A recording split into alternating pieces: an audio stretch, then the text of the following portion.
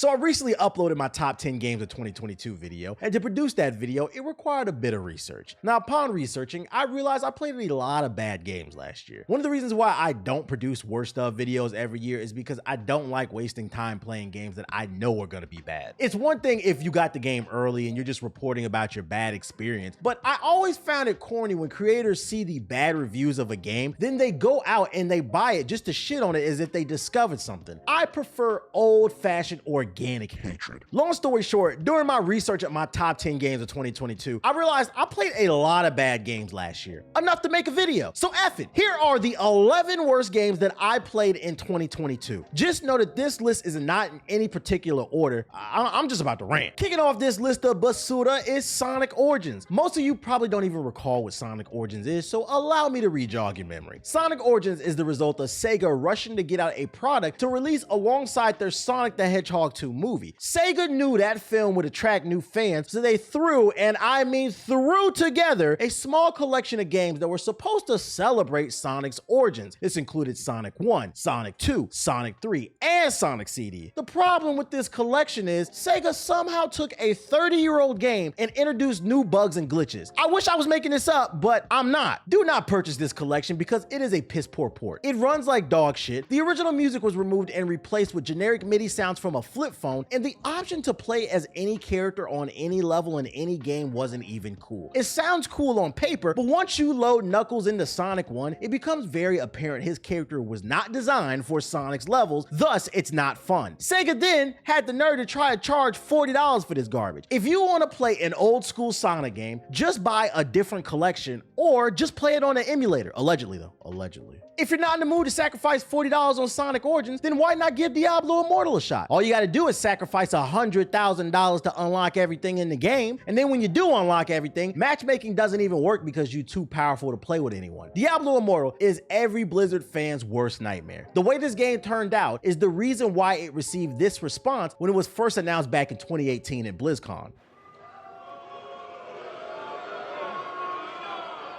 Do you guys not have phones? Yeah, you guys all have phones, right? The crazy thing about Immortal is that it's not a bad game mechanically. It's a decent dungeon crawler. Blizzard even made it playable on PC with cross progression and cross-platform play between mobile and PC. It's just nobody can have fun if you're really trying to grind the game because it's full of microtransactions. Between this game and another Blizzard game I'm gonna talk about later in this video, Blizzard is skating on thin ice with its fan base. They better come correct when Diablo 4 drops. And it's funny I said Diablo 4 too, because I swear Nintendo Switch Sports launched with like 4 games on the cartridge, and that's why it earned this spot on my list. Wii Sports is a classic in many people's eyes, including mine. So when a new one was announced, we all got excited. And for what? Just to be let down. Switch Sports launched with golf, volleyball, bowling, tennis, badminton, soccer, and sword fighting. We've played bowling. We've played golf. We've played tennis. Badminton is just a spin-off of tennis, so the only thing new here is volleyball, soccer, and sword fighting. Soccer's whack because it's a watered-down version of Rocket League with bobble-headed ass Miis. Volleyball's okay, but it doesn't hold your attention. And sword fighting is whack because the rounds are too short. As soon as you get in your flow state fighting your opponent, they get knocked off the arena. Not to mention, there's no online leagues, user-generated content, DLC, or anything. There is a serious lack of content here. Who at Nintendo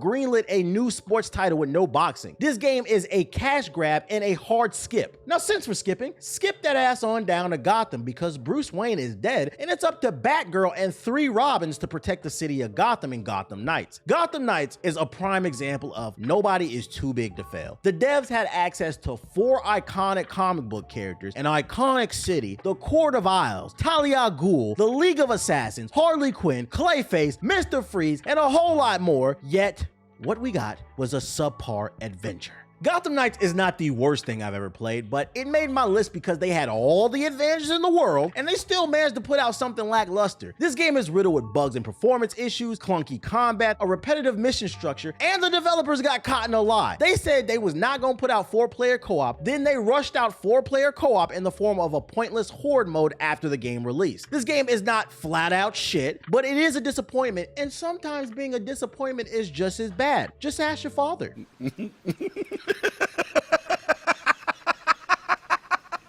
My next pick is gonna piss some people off, but I really don't care. Rumbleverse sucks. This game is kookly as hell. I hated the art style, the gameplay lacked depth, and the UI was atrocious. It looked like it was developed for a mobile game. Just shit all over the screen. I streamed Rumbleverse one time and I knew that game was gonna fail. First off, BR games are dying. There's no room for a new player in this space. That ship has sailed. Gamers are seeking a new thrill. If your name ain't Apex, Fortnite, or Warzone, you are DOA. The second strike is this game's actual combat systems. The final circles in this game are a pure clusterfuck. Because it's all physical, it's just idiots chasing one another around in the circle, waiting for their special moves to recharge, hoping they can hit you. Either that happens or someone will sneak attack you while you're fighting someone else. Rumbleverse, it never stood a chance, so it doesn't shock me that they announced their servers will be shutting down on February 28th, 2023, so RIP to Rumbleverse. And speaking of games that never stood a chance, let's talk about a title I'm sure many of you forgot about. It's called Rainbow Six Extraction, and it's a prime example of why people hate Ubisoft. For those of you unaware, Rainbow Six Siege held a limited time PvE event back in 2018 called Outbreak, where you had to kill hordes of aliens. The community loved that event, seeing as it was a nice change of pace and a great way to warm up your aim for the main game. So did Ubisoft do the logical thing and cycle that event into the main game every once in a while, or just let that event die out altogether? No. They said, oh, you like this mode? Well, let's make it its own game. This game is the pinnacle of lazy cash grabs. There's no new operators, it's all the same abilities, and they just took all the assets from Siege and reused and repurposed them into new levels. Plus, they tacked on some bullshit ass story that's held together with paper clips and bubblegum, and then they tried to charge people $40. This should have been a game mode inside of Siege if they wanted to keep it going. Just give it its own separate battle pass for $10 a season for those who really wanted to invest in that mode. You would have made way more money off of bulk sales because you already had a strong audience in Rainbow Six Siege. Maybe then Ubisoft wouldn't be struggling for cash.